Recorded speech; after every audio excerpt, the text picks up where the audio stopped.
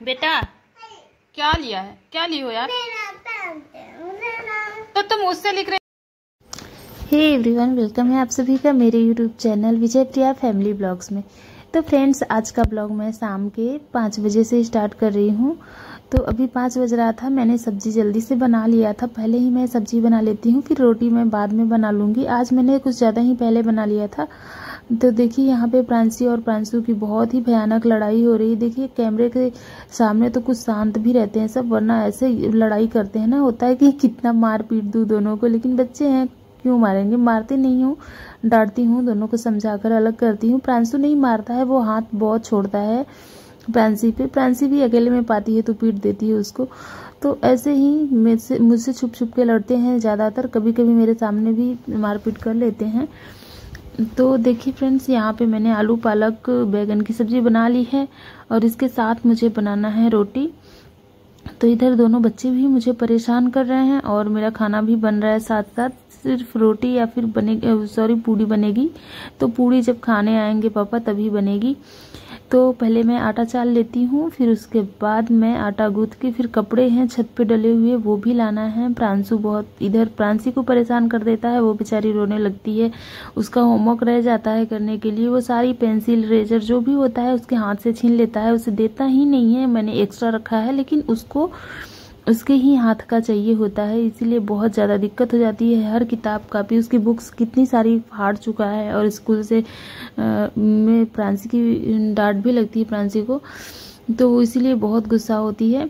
तो फ्रेंड्स, पहले मैं आटा सान लेती हूँ, फिर चाल लेती हूँ, फिर उसके बाद मैं इसे गूँथ लूँगी। थोड़ा सा मैंने इसमें घी डाला है रिफाइंड, ताकि ये थोड़ा सा सॉफ्ट रहे पूरी।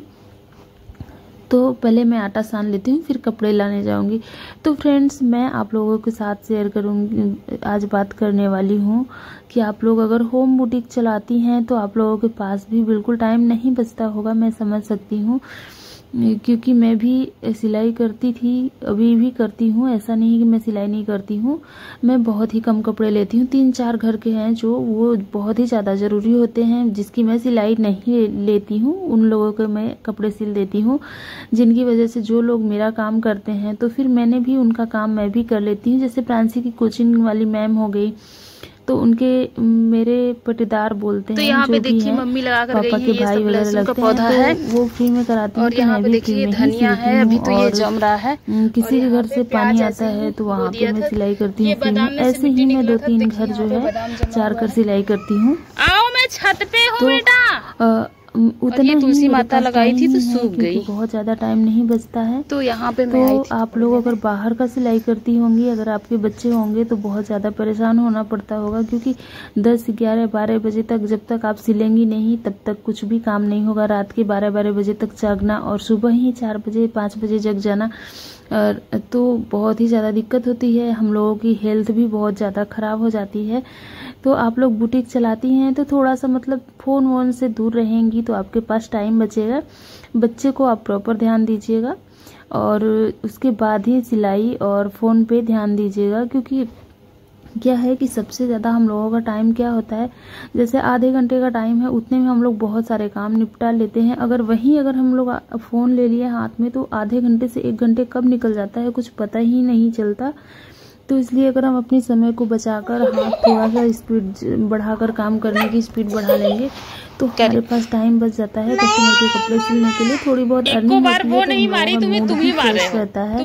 और हम घर के झंझट बहुत सारे, मतलब घर में अगर फ्री बैठे रहो तो घर के लोग ही इतने ताने देते हैं, मतलब सुनाएंगे, ऐसी ऐसी बातें बोलते हैं जो हम लोगों को बिल्कुल भी पसंद नहीं होता है। तो खुद को इतना बिजी रख लेना है कि हम लोग किसी की बातें ना सुने, किसी की बातें सुनाई ही ना दे। अगर कोई कुछ बोल भी रहा है तो आप एकदम मुंह बंद करके अपने काम पर फोकस करिए। वो 1 बार बोलेगा, 2 बार बोलेगा, फिर वो ऐसे करते करते छोड़ देगा बोलना। वैसे मेरे घर कोई नहीं बोलता, कभी कभार हो जाता है, जुबान है सबकी, कभी कभी चल जाती है, मेरी भी हो सकता है। उन लोगों को लगता है कि मैं भी ज़्यादा बोलती होंगी, लेकिन ऐसा है कि फैमिली में हैं 4 लोग हैं, 4 तरह के हैं, उनके दिमाग अलग अलग तरह के हैं, तो फिर होता रहता है। थोड़ी बहुत हर घर में होती है, लेकिन किसी किसी घर में हर दिन हमेशा घंटों घंटे पे महाभारत होती रहती है। तो आप लोग इससे बच के रहिए, क्योंकि सबके फैमिली मेम्बर एक जैसे नहीं होते, सबके यहाँ अलग अलग लोग होते हैं, अलग अलग तरीके के होते हैं। किसी को आप पसंद होंगे, किसी को नहीं पसंद होंगे। तो आप ऐसे है कि अगर आप बिजी रहेंगी तो किसी से कोई मतलब ही नहीं रखेंगी। जब मतलब नहीं रखेंगी तो आप अपने काम में लगी रहेंगी, आपका मूड भी फ्रेश रहेगा और आपकी कुछ अर्निंग भी होगी।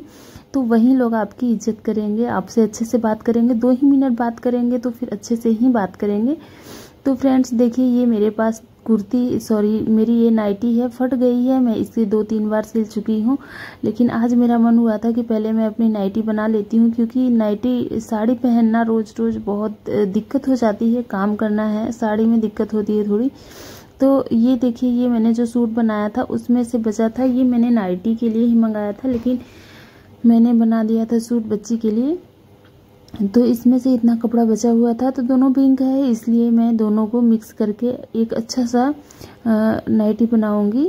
नाइटी या फिर आप जो भी बोल सकते हैं, थोड़ा सा स्टाइलिश लुक रहेगा, देखने में भी अच्छा रहेगा और पहनने में भी आरामदायक रहेगा। तो पहले मैंने इस तरह से इसकी लंबाई का नाप लिया है। पता है, जब अगर हम लोग कपड़े सिलते हैं, अगर कोई किसी अपना डिज़ाइन बता देता है कि ऐसे ऐसे बनाना है, तो सिर्फ काट कर सिलाई करनी होती है। अगर खुद से डिज़ाइन सोच के बनाना होता है, एक तो कपड़े थोड़े कम होते हैं तो बहुत ही ज़्यादा दिमाग ख़राब हो जाता है। तो वैसे ही मेरे साथ ज़्यादातर होता है। तो यहाँ पे देखिए 2 मीटर, ये जो प्लेन कपड़ा है ये 2 ही मीटर है, और ये जो बचा हुआ है ये लगभग 1 मीटर होगा। तो दोनों को मिक्स करके ही बनाना है, 3 मीटर में हो जाएगा। तो अभी मैं सोच रही थी ऐसे प्लेन एकदम नाइटी बनाऊंगी, फिर मेरे दिमाग में आया नहीं, मैं थोड़ा सा अच्छा नाइटी बनाऊंगी, देखने में भी अच्छा लगे। तो मैंने इधर नीचे से कपड़े को कट कर लिया है, इसे बराबर कर लूँगी। फिर मैं थोड़ी देर सोची थी, फिर उसके बाद मैंने थोड़ा सा अम्ब्रेला जो शेप होता है, शेप उसी शेप में मैंने इसको कट किया था। ऐसे सिंपल मैं नहीं बनाने वाली हूँ। इसका किनारा जो है बहुत ही ज़्यादा सिकुड़ा हुआ था, एक साइड तो अच्छा था, तो इस साइड से मैं इसको कट कर लेती हूँ। इसका जो भी किनारा है कट कर लूँगी, तो ये कपड़ा पूरा अच्छे से फैल जाएगा, फिर इसकी कटिंग करने में थोड़ा आराम रहेगा। और यहाँ पे 9:30 बज रहा है, प्रांसी इधर मेरे पास घूम रही है, उसको नींद नहीं आ रही है, और सुबह की ही स्कूल है, फिर भी पता नहीं रात में नहीं सोती जल्दी, दोनों परेशान करते हैं। तो आज प्रांशु सो गया है तो प्रांसी जाग रही है। तो फ्रेंड्स देखिए, मैंने लंबाई का निशान लगा लिया है, ये 28 इंच इसकी लंबाई, ऊपर से भी मैंने निशान लगाया 11.5 इंच पे। तो इस तरह से जैसे जैसे इस पे निशान लगा है, सेम ऐसे ही इसकी कटिंग कर लेनी है। ये घेर रेडी हो जाएगा, लेकिन इसमें जो है कपड़ा कम है, तो नीचे मैं इसमें 10 इंच कपड़ा एक्स्ट्रा ज्वाइंट करूँगी, तब जाकर ये नीचे से पूरा इसका घेर जो है बन जाएगा। उसके बाद मैं चोली की कटिंग करूँगी। यही मेरे पास ये प्लेन कपड़े में से इतना ही कपड़ा बचा हुआ है। और तो देखिए, इसमें से मैं इसका नाप ले लेती हूँ कि घेर इसका कितना है, क्योंकि फ्रिल तो लग नहीं पाएगा। अम्ब्रेला है तो इसका घेर ज़्यादा हो गया है, तो फ्रिल नहीं लग पाएगा। पट्टी चौड़ी, मैं 10 इंच चौड़ी पट्टी लगाऊंगी इसमें, ये प्रिंटेड वाले कपड़े की। तो इस तरह से मैंने इसको नाप लिया है, जितना लंबा है इस तरह से मैंने इसका नाप ले लिया है। 60 इंच एक साइड, मतलब पूरा 120 इंच है इसकी गोलाई घेर की। तो ये पूरा कपड़ा था 120 इंच आराम से आ जा रहा था, 130-140 लगभग इंच था इतना। तो हल्का फुल्का कहीं मैं प्लेट्स डाल दूंगी, क्योंकि अम्ब्रेला है तो प्लेन जोड़ूंगी तो नीचे से घेर जो है ऐसे सिकुड़ जाएगा, तो देखने में बेकार लगता है, इसलिए मैं छोटे छोटे कहीं कहीं प्लेट डाल दूंगी तो वो सीधा रहेगा। तो इस तरह से मैंने इसको नाप लिया है। ये 20 इंच इसकी चौड़ाई है, तो इस तरह से मैंने बीच से निशान लगा लिया है। सेम ऐसे ही इसकी कटिंग कर लेनी है। तो इसकी सिलाई की वीडियो मैं आप लोगों के साथ शेयर करूंगी। पहले आज मैं कटिंग कर लेती हूँ, रात भी हो गई है, बाबू भी सो रहा है, मशीन में चला नहीं सकती, वो जाग जाता है। इस टाइम उसकी तबीयत नहीं सही है, वो उसको सर्दी हो गई है, तो वो मतलब ज़्यादा नहीं सो पाता, थोड़ा थोड़ा सोता है थोड़ी थोड़ी देर। तो देखिए फ्रेंड्स, इस तरह से मैं नीचे इसके घेर में अटैच कर दूंगी इस कपड़े को, तो इसका जो घेर की लंबाई है वो बढ़ जाएगी।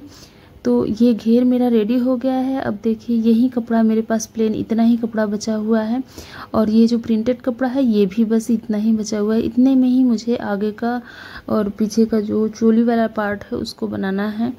तो इसकी कटिंग मैं पूरी नहीं कटिंग करूँगी अभी, बस थोड़ा सा इसका जो है शेप मैं निकाल ले रही हूँ, क्योंकि इसका शेप नहीं निकालूंगी तो पता नहीं चलेगा मुझे कि इसमें कपड़ा कितना कम पड़ रहा है और कितना और कपड़ा चाहिए। तो इस तरह से, इस वजह से मैंने इसका जो है नाप ले लिया है, और इसका जो एक शेप होता है वो मैं इसमें से कट कर लेती हूँ।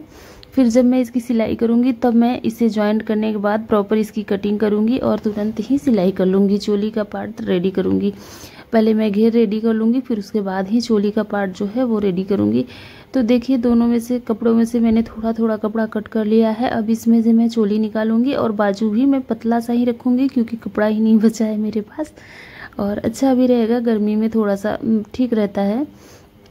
तो देखिए इसमें से जो प्लेन कपड़ा है नीचे से कट लगा हुआ है, इतना कम है, तो यहाँ पे भी मुझे इस तरह से कपड़ा ज्वाइंट करना पड़ेगा, तभी जाकर इसके शोल्डर बन पाएंगे, क्योंकि शोल्डर के लिए भी कपड़ा कम हो रहा है इसमें। तो यहाँ पे मैं इसे ज्वाइंट कर लूँगी। अब ये जो है मेरी जमा पूंजी इतनी ही बची हुई है, इसी में से मुझे पूरा इसको फाइनल करना है। तो फ्रेंड्स मैं छोटे छोटे जितने सारे कतरन हैं मैं एक भी कतरन नहीं फेंकूंगी, जो एकदम पतला है बेकार है उसी को मैं फेंकूंगी।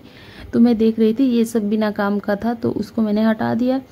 अब यहाँ पे मेरी पूरी जो है इसकी कटिंग हो गई है। चोली की कटिंग मैं सिलते टाइम करूंगी। तो फ्रेंड्स आज का ब्लॉग बस इतना ही। अगर अच्छा लगा होगा तो आप लोग मेरे चैनल को लाइक, सब्सक्राइब और शेयर करिएगा।